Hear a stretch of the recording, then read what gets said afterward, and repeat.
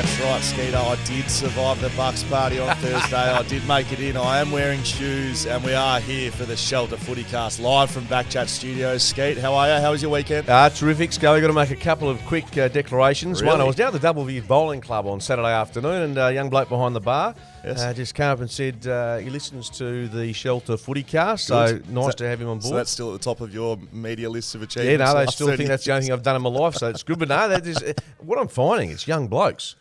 Just gathering around and having a listen, which is fantastic. The other one is a declaration that I'm a bit embarrassed about, because this time last week you put out the call for corporate tickets to the Scorchers. It has to be catered for, private box. We got them. Well, I certainly didn't get them. I didn't go. I got a call at midday on Saturday from a mate of mine who just happens to work for Channel 7. And This is the first time Dan and I are both hearing this, by the way. Oh, no, that's what I'm saying. And I then said, have you got another ticket, because I was trying to look after you. He said, no. I said, okay, well, I'll just go myself. So I went to the box. Did you? You're fucking kidding me. I only got the call at 12 o'clock. So hang on. I did ask him. All right. So we were texting about this all over the weekend, because this email came through, Skeet, and we haven't discussed this, so I'm very fucking pissed off at the moment. Hi, Scully. Right, this came into our emails. I watched your Shelter SportCast, Shelter FootyCast, I will correct that. Thank you very much, Daryl, episode on YouTube, and whilst I can't offer you a VIP ticket, saw this, yep. Daryl said, I am a WACA member with a guest card, and my mate just pulled out to come into the semi-final with me. So if you fancy, you can join me and my two other mates. We're all in our late 30s in the members enclosure. I'd like to add that two of us are Eagles fans, myself included, and one is a Collingwood fan, if that adds to the fun. Let me know if you're interested. Ideally, I would like you to know. I would like to know by tomorrow morning. So no invite for Mark Reddings. And I said to Daryl, I'm sorry, mate. If it can't be both of us, it's going to be none at all. That's literally what I said. And you have. I haven't torched you. No, you haven't torched me. You've put a flamethrower to my skull. I think that's, and let's be honest, your reply to when you talked about that is the only way I'm going to the cricket is corporate, food, drinks, all paid for. So I thought, well, it was unfortunate anyway. It's a good day though. Ladies and gentlemen, Mark Reddings. Could I just jump in here as well? So this is probably to both of you. First of all, Skeet, you were trying to get one more ticket for Scully. What am I? I couldn't get three people in a box when I was a last minute invite myself. Yes. So therefore, I thought Scully's probably still hungover and drunk from the Thursday night shenanigans. Dan's dead to me apparently. So do I need to make an apology as well? Yeah, thanks. You also was just trying to get one more ticket for Skeet. Yeah. Well, this show wouldn't go to air if it wasn't for me. Just that is so correct. How about I fix it all and say we do have a grand final here next weekend, ladies and gentlemen. Right? Yeah, well, and so we got close to getting tickets to the qualifier. Maybe we can go one step more. Maybe we can get the 3 Shelter FootyCast members in a VIP box for the final. I did catch a train home, if it makes people feel that I was a bit elitist. I did catch a train back to the city before I went to the shoe. So I was going to say that's very close to the shoe. I hope they were serving shelters in there, Skeeter. Yes. Let's get into a bit of it. Let's start with the Scorchers, where Skeet just had his caviar and champagne up in the box. The Scorchers, they win again. They make, I think, their 6th grand final potentially. It's a freakish performance. And look, their fielding had some couple of great moments, but also some sloppy fielding as well. But chasing 150 odd, always a bit tricky, because Sydney's a good side. But we were 3 for 20 or thereabouts, and thought here's trouble. But Ashton Turner, Cam Bancroft played beautifully. There's a lot of just belief in this team, and I have to say, even just watching Steve Smith play, the bounce in Perth for a lot of the Sydney-based batsmen, too much. A bit like us when we go to Sydney, playing the spin that's associated with the SCG, and they took 2 spinners to Optus Stadium, which didn't work. It's a pace deck, primarily. When Steve Smith was dropped a low amount by your man, Hardy. Yep. He dropped him. He'd just taken a ripping catch. Yes. Dropped it. I thought we could be all over here, because this was in the first innings. Steve Smith usually makes you pay, but they were lucky to get him out again. This happened in the grand final last year, I think. Scorchers were 3 for absolutely nothing, and Turner came in and turned the game around, if you don't mind. Turner turned it. And, what I love watching, I'm not the world's biggest cricket fan, but Turner and Bancroft between the wickets Like Yeah, good. There seems like a lot of space in a T20 game, and they just played smart cricket there for a while, and they started teeing off eventually. Yeah, but at 5 or 6 overs, you're right. They just consolidated 5, 6 and over. I mean, luckily they weren't chasing 180, 190 because you can't really afford to do that. But you're right. It was smart batting, and that's what got them across the line. What was the atmosphere like?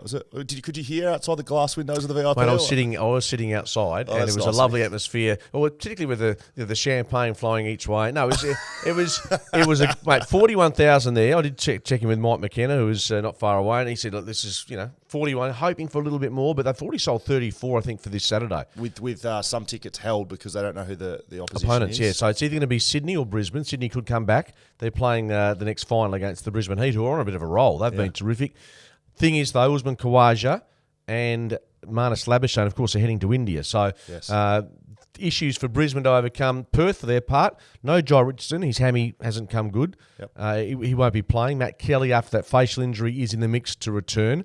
But Lance Morris, the Wild Thing, is heading to India as well. So we once again have to use our depth. But I'll tell you what, playing in Perth with a bouncy deck, we just have this very strong self-belief. And I reckon they'd like to play Sydney again, to be honest. Steve Smith won't be there either. Yeah, well, Steve Smith won't be there. Would they bring 2 spinners over? Like you said, they had a few wickets where it almost got too high on the bat. And I'm sounding technical in cricket terms here, so I don't actually know what happened. The Scorchers got them all out for about 150 and they chased them down with 9 balls to spare. I loved it. It was great to watch and put a little bit of money in my betting account as well. The Australian Open as well. Before we do that, the Allan Border Medal's on tonight for men's and women's best cricketer of the year. And look, you think Travis Head, Steve Smith's going to be in the mix, Usman Khawaja for the Border Medal. There's also a new award, the Shane Warne Medal, for the best test player for the year.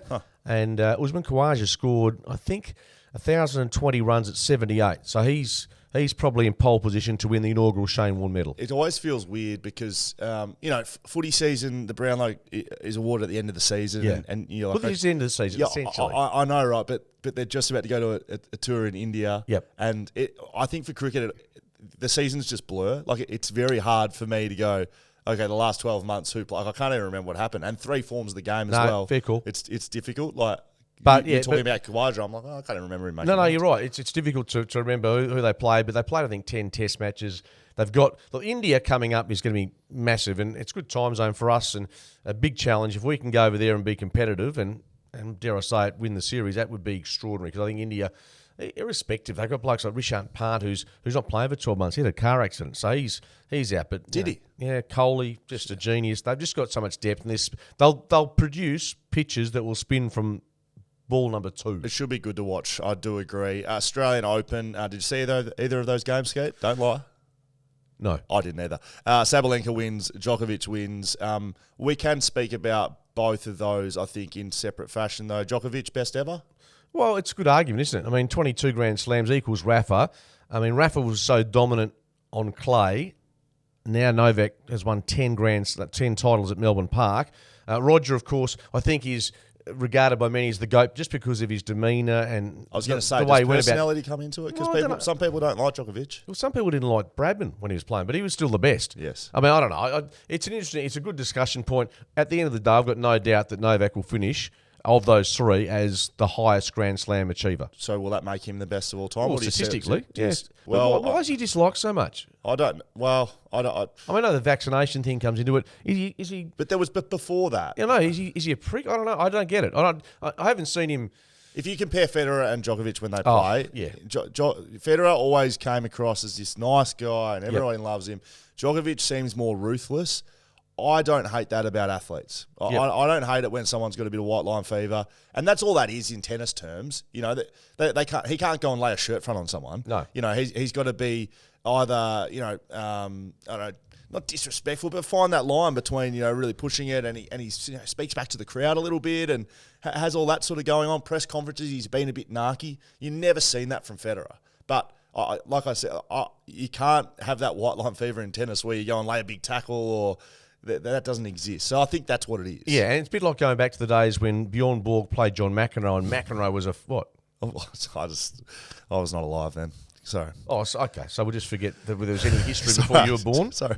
Oh, sorry. We'll forget that there was any. Nothing happened in sport before Will Schofield was born. Anyway, John McEnroe. Have you heard of John McEnroe? Yes, I have. Have you heard of John F. Kennedy. He was around when I was born either, but I've sort of done some research. I'll say it in 30 seconds. Bjorn Borg never said a word on court, just so the cool sweet. Then you've got the likes of McEnroe who went mental. But both and people didn't equally as entertaining. People didn't like McEnroe, because he was a brat. He abused umpires. He carried on like a pork chop, but he sold seats. Yeah, absolutely. What about the Russian and Belarusian side of things? So Sabalenka is Belarusian, from Belarus originally, now lives in the States. She was competing under a neutral flag. The discussions come up on the back of that, and some of the stuff with Djokovic's father as well, around the Russian involvement and Russian support. The Olympics, and whether or not athletes should be allowed to compete under a neutral flag in the upcoming Olympics. I sit on it. I look at it purely from an athlete's point of view. I think that all that does is punish the athlete.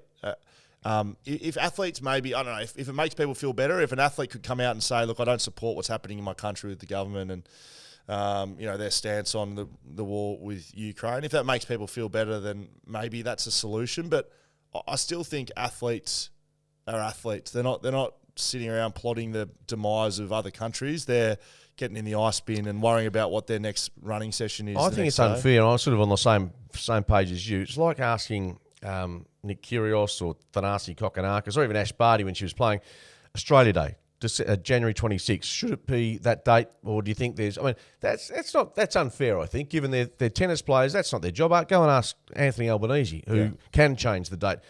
I think we're putting too much onus on athletes to give their opinion. One thing I think will happen next year, because it has been an issue, is just ban flags from the crowd at Melbourne Park. What's been the issue? What? Well, there's been the Russian flags. Right. There was a flag in the final last night that was apparently highly political and radical. So, yeah. So you want no flags?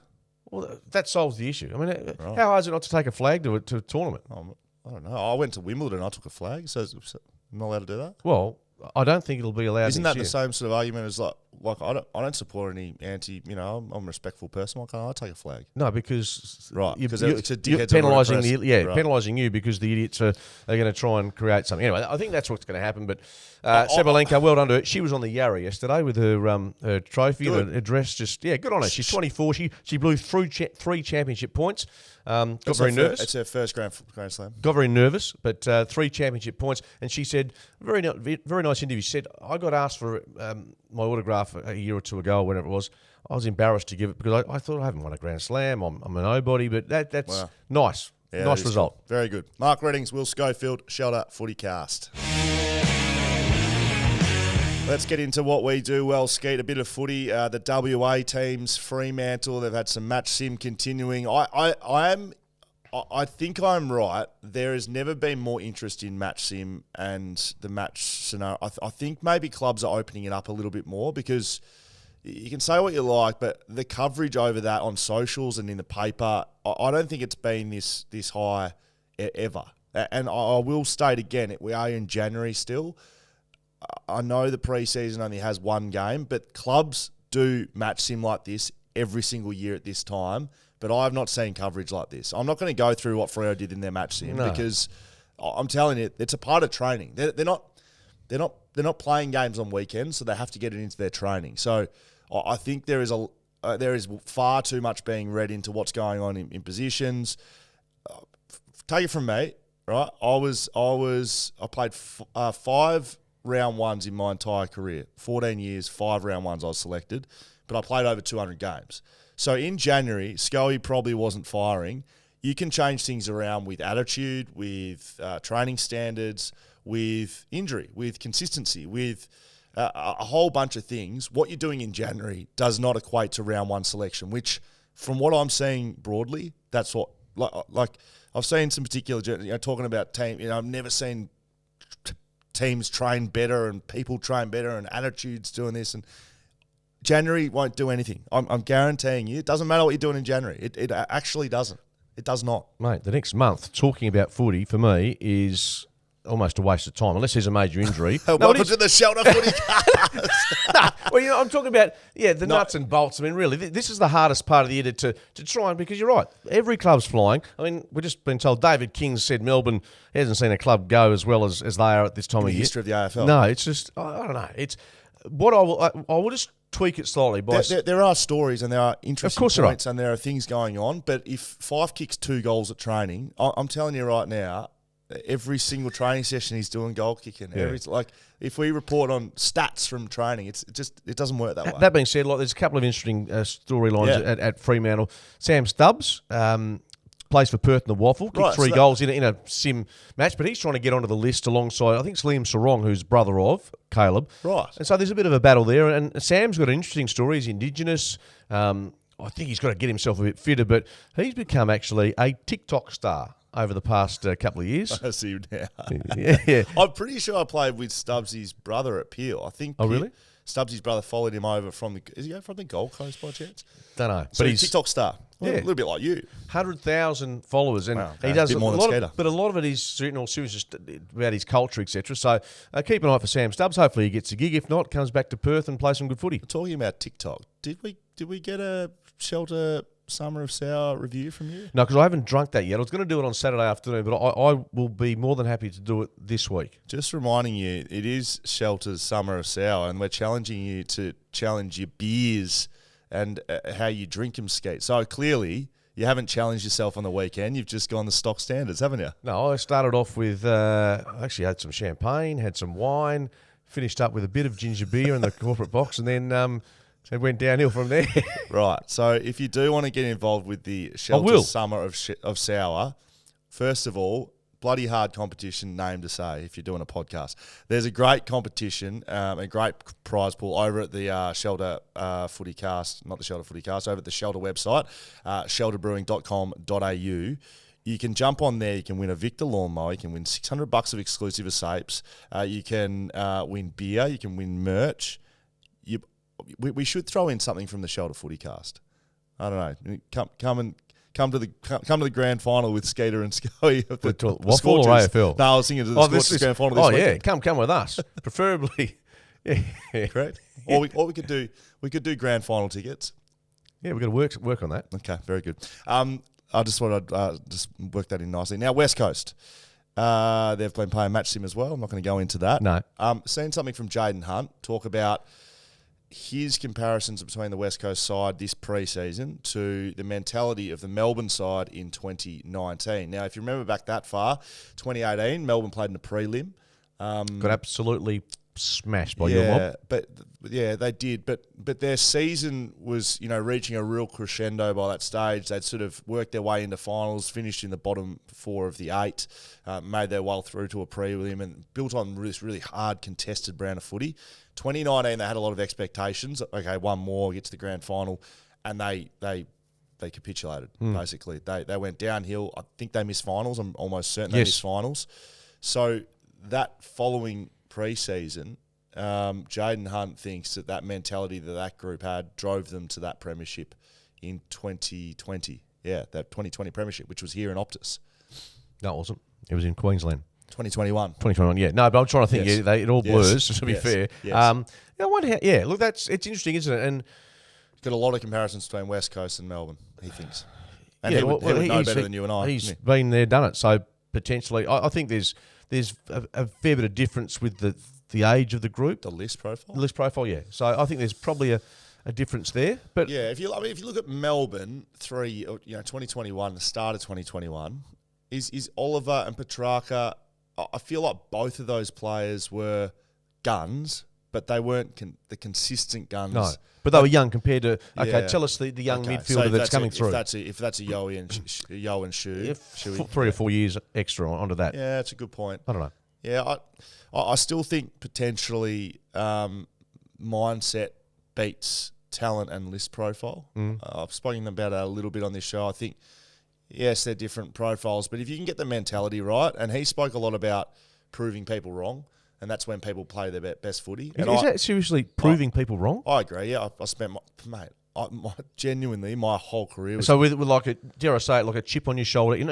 Absolutely. Yeah. And it's flowed into media, seriously. Like before I got drafted, and people didn't think I was going to get drafted. And then I got drafted. And I was like, hey, how about sucking those ones? Or even before that, like state selection sides leaving me out. Well, okay, I'll go and show you, and then I'll play well, and then get drafted, and you play some games, and you start getting dropped, and it's like, okay, I'm going to prove that coach wrong. Or they pick someone in front of you, and you're like, I'm going to prove that I'm better than that person. So that was fuel for you throughout your whole career? Absolutely. And then towards the back end, it's like you start seeing stuff in the media. Okay, I'm going to prove you wrong. Absolutely. But what happens when you see... And this is what I'll take exception with. You have to be self-driven. Yeah, obviously. But I see footballers get upset when there's a bad article, or that's a negative article, which I get. But I reckon over the journey, most footballers get 80% positive. Yeah, I thought you were about to... Yeah. No, I agree. I mean, a lot of it's positive. So what do you do with that? Do you ignore that, or do you take that on board? Because you're saying you were fueled by the negativity or maybe the fact that people didn't rate you highly enough. What happened when someone gave you a rap in the media? How did you take that on board, or did you just try and... No, I think sometimes if if I was following it too hard and you got a bit of a rap, sometimes it can be negative for you. Like really? Yeah, it can get your head a little bit. Yeah, I think I can be honest and say that. So if you get tyres pumped up, either individually as a team, and they tell you how good you're going, you can definitely see that. So, Simo, I know we're veering away a bit, but Sorry. we're talking about... Correct. Did you think that Simo, when it came to positive press or negative press, that he was... he'd shy away from the positive stuff, or he'd embrace the negative stuff to use as... That's old school coaching. Simo's media tactics, if you just look at those, positive, he was don't let it get to your head. And you got to remember, he's come from Dennis Pagan, Alistair Clarkson. Pretty dour sort of there's discipline. probably a couple of others in there as well that are just, that's where he's cut his teeth as a coach. And then the negative stuff, he was happy to show us a negative article or two. But they all are coaches, let's be honest. Yeah, Mel absolutely. Brown, and again, you weren't born when he was probably coaching in the Waffle, but they'd put the newspaper articles in the change room. Now, surely that didn't happen with you. Not change rooms, but I definitely saw at least once or twice in my career under Simo some sort of reference to media in a pre-game meeting. Really? Simo used to... He was a really good game day coach. He used to come up with something different every single game. As a theme? As a theme.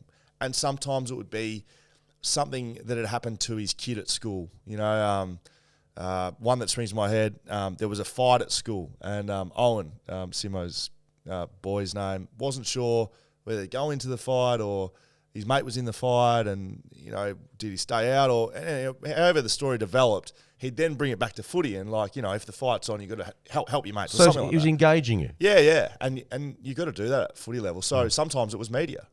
Mark Reddings has said that you're not going to win today. So there's a reason. You have to, especially when you're going well, winning sometimes isn't enough, especially for a really competitive group. Even self-motivation, because people say, how come as professional athletes, this is the question. Of course you have self-motivation. That's how you're there, and that's why you're in the industry. But you still, and those little things don't give you a reason to win. Like that, you don't, if say it was, again, Mark Redding's poor article and we win, that's not why we won, but it might just give you 0.5%, which is all it takes in that side of things. Clubs and players, they're all good players. It's the mentality and how you motivate people. And Simo was a very good motivator. And I also noticed, and coaches in the old days used to maybe give their players a rev up, and you might remember this. Malcolm Blight gave David Pittman an absolute spray going back. Pitiful Pittman, mate. Exactly. But Simo seems like the new school coach where you protect your players publicly. Yeah. And, of course, if you need to give them a whack, you do it behind closed doors. Yeah, correct. Very much a pro player in the media, but you couldn't last as an AFL coach if you weren't whacking your players behind players. At stages, it requires a tough love. Yeah, absolutely. You can't just love everybody and everyone loves everyone else and it's all good and happy. Even a premiership year, you would have had days where there were really moments where you... Simo's a scary man, mate. Really? He used to get the quiver going, Simo. You'd feel scared, frightened, but again, that's a motivator. It's like I don't want to let this man down, who's my boss, and some people look at him as a father figure. It wasn't me, but some people would look at the coach like that. You don't want to let the coach down. So if they get angry at you, that's how it's another motivator. It's all about that. I like the little tangent we went on there. No, to be honest with you, that's what people want to hear. And your experiences, and for me, we can talk pre-season Pooparama for as long as you want, but that's the sort of stuff I'm fascinated as an outsider to hear what makes a player tick. It's why you've got to take everything you hear in the media with a grain of salt, because you just, Simo in the media is not Simo as a coach, just as Alistair Clarkson, just as all the greats, they're the same. You think John Longmire would be, I've seen him, you can see him covering his mouth, like going off his absolute nut. And in the media, he's just the calmest, coolest guy. So it's why you can't take too much out of anything you see in the media, including you and I. But it's good to get a little bit of insight, isn't it? A bit of humour, a bit of entertainment in there as well. You are on the Shoulder FootyCast with Mark Reynings, Will Schofield. Let's take a little break. Yes, very good. What about the Wildcats? Where are they? Are they okay? Are they going to make fifth. finals? Now, I know you keep harping back to the calls I make, but you've got to, go out on a limb occasion. I said they couldn't win the title, and I stand by that. You're a man of your word or not? No, definitely. So I'm allowed to keep going back on your word? They beat Illawarra. They beat up Illawarra on Friday, who were no good. Yes. Bryce Cotton, by the way, who's just been nominated again for the MVP of the NBL. I think chasing either his fifth MVP or thereabouts, but he's just been extraordinary. So how's that work? They nominate three. So Cooks from Sydney and Creek from South East Melbourne, the other two nominations. They've got three nominations. Cook was outstanding yesterday, by the way, against the Phoenix. I think a triple-double or a double-double. Triple-double, yep. So he was terrific. Cotton outstanding, but also young Luke Travis has been nominated for the development player. Next Generation Award. Next Generation, should I say. Yes, so we know that's given he's a talent. But let's be honest, we're, I think, 14 and 12, fifth on the ladder. We've got Cairns, Sydney to come with the top two teams. Right. We're no guarantee to make the playoffs. We should. We need to win probably one of those, I would have thought. Yeah, there's a bit of work to be done. And again, our defence is not being that great, and that's going to be an issue, I think, come playoff time. Very good. The Perth Gloria, quick whip around there. They had a draw 2-2 against the Wellington Phoenix. A couple of goals to David Williams. Yeah, David Williams, a brace for him. No Taggart, of course, with that quad injury. So that's not a bad result for the boys. They were 2-0 down. So that's on the longest leg in the history of sport. They had to go over to New Zealand. Now, I'm not sure if they were affected by the weather over on that side, because there was a fair bit of flooding over in Auckland, but certainly where they were, not sure how it was, but that's a decent result for the boys. So they're fit. I spoke to Coyne, and he said, look, they're fit, they're going well. They just need a bit of that quality in attack in their forward third, and they're a team that's on the rise. So I think Glory supporters will be pretty happy. Macedonia apart, I think they've got another 3 or 4 games there. So, I mean, they're certainly going a lot better than they were at the start of the season. Again, they've had absolutely zero luck the last 3 years when it comes to travelling, being in hubs because of COVID.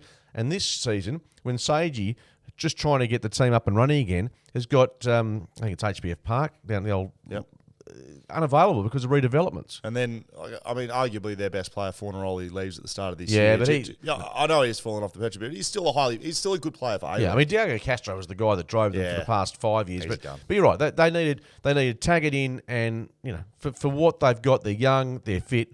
To all, I think they'll take that on the road. Now, I want to get back into the AFL. I know we just jumped out, but just wanted to cover off on those two Perth sides. New AFL rules have come out, and some adjudications, should I say. They're not particularly new rules. It's just the way they're being adjudicated. We love more umpire adjudications being brought into the game. That is with the highest degree of sarcasm that I can ever say, Skeet. Do you want me to give you the 3 and we can go through them? Yeah, sure. Players will no longer be awarded a 50-metre penalty by fooling an opponent with a fake handball. So, you know the one that the player's told to stand on the mark and they give the fake. They step. 50-metre penalty because you're not allowed to move an inch. Good call. That's good. Yeah, I agree. Right? Good call. And it's easy to adjudicate. Yeah. Because if you give the handball, it's not a fake. If you don't give it, it's a fake. So that should allow players on the mark to not be stuffed around by some shitty little rule that was only brought in last year. Is that rule actually, it was designed to increase, obviously, ball movement, also, I'm presuming, scoring. Right. So this will bring us into the next adjudication part, which... Yeah, we need to speak about why that rule was brought in. Right, the stand rule was brought in to quicken up the game, because what was happening before that was the player on the mark was acting as like they were stepping back a little, they were able to move left and right, and they were slowing the game down. So as soon as someone took a mark, as the man on the mark, and we train this at West Coast, and every team would train this. You just get yourself in line with the player and the ball. You can move left and right on the mark, and you're just trying to slow them down so your defence behind you can get set. With the stand on the rule mark is brought in. So you get told to stand. The man on the mark gets a bit of leeway where he runs, and it opens up the ground. And it's meant to increase flow of play and scoring. So I debate that. I'd like to see the numbers. I did some work on radio with Carl, and we worked it. I think Brad Scott we were interviewing him, and the numbers for scoring I don't think have been going right north. Because why? Skeeter, every rule that's ever brought in, do you think that the AFL clubs sit around and go, oh, here's the new rules, we'll just play by those? No, they exploit them. Absolutely. I remember numerous meetings with the umpires, no matter what the rule was. Simo, again, this is a bit of a Simo episode, but I thought he was a great coach. He would encourage, he would say, all right, boys, talk to each other for 3 minutes, come up with ways you can exploit this rule, and then talk to the umpires and see if you can do it. So he would openly say, okay, the stand rule, how can you exploit it? So what has happened is, this is with the next adjudication change, clubs have now started pulling players off that mark. So they pull them back 10 metres outside the zone. Then they can move. And then they can do what they were doing. Now, you're giving up the 10 metres, but you're still involved in the defence, right? You're not just a stun mullet on the mark.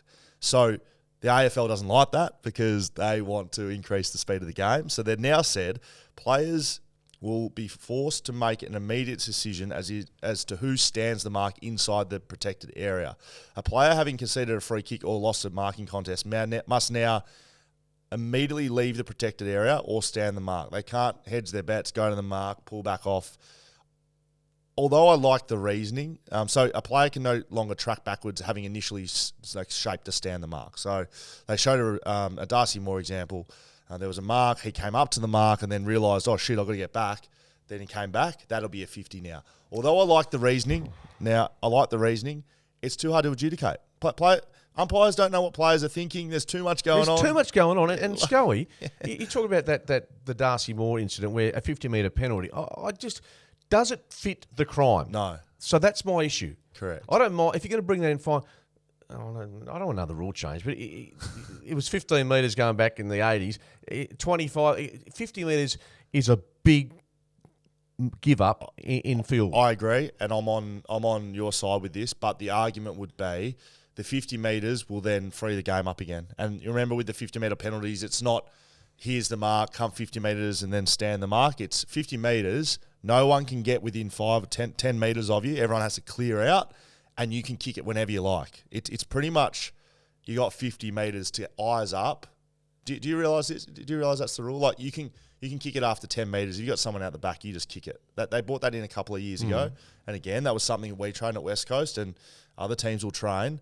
It's meant to free the 50-metre penalty now is less about, going 50 metres forward to play, and it's more clear everyone out, get the game going forward, and that player with the ball can kick it whenever they like. So that's what they're trying to do with 50-metre penalties now, less about the meterage from where it was. What I question is also, with 4 umpires in play in this season and moving forward, is, and I've spoken a bit to Dean Margetts about this, is are umpires going to be more engaged in the game and feel Will Schofield as a 4th umpire, and there's 3 others out there, you've given a smaller number of free kicks. Is there an obligation to make those sort of calls, be more proactive and blow the whistle? Not necessarily just about these new rules, but there's a bit of confusion. And you know what, let's be honest, most footy fans will be confused by some of this. Absolutely. If you want to take something out of it, basically the AFL wants to quicken the game up and they want that to result in scoring more. AFL teams want to slow the game down so they can defend and the opposition team can score less. That is why every rule change creates confusion, because AFL teams don't sit around going, all right, sounds good, AFL, we'll just slow we're just going to let a free-flowing game. Some have tried. I think Essendon are like, all right, let's just do a shootout. It doesn't work. No. Good teams don't allow the other team to score. That's Geelong. You just look at the best side, Sydney. They have good defense. And Fremantle's defence, another great example. And they're very good at their and set defence. West Coast couldn't stop the opposition from scoring. So good teams try to slow the game down to stop scoring, and the AFL don't want that. That's the thing to take out of it, and that's why it's a shit show, because you got the two bodies in the game wanting the opposite thing. That's pretty much it from the Shelter FootyCast today, Skeeter. I want to award one thing before we go: the Shelter XBA X Factor. I'm going to give it to, we're going to get out of footy land. Got a big grand final coming up, so we have to save these till afterwards. AT? Ashton Turner, my man. Ashton Oh, Turner. my man. Oh, he is now. Absolutely. Ashton Turner. 85? Yeah, 75? best ever in the Big Bash. He was terrific. He was unreal. We'll give him a Shelter XPA slab. He's the X Factor this week. If we do get corporate tickets during the week, I can promise you we'll share the love around. Dan, Skeet, Scully, get us in a box for the grand final. Shelter FootyCast on Instagram. Give us an email. Send us those tickets. FootyCast@shelterbrewing.com.au. You can follow us on Instagram. Watch us on YouTube. Listen to us a podcast. See you in the box, Skater.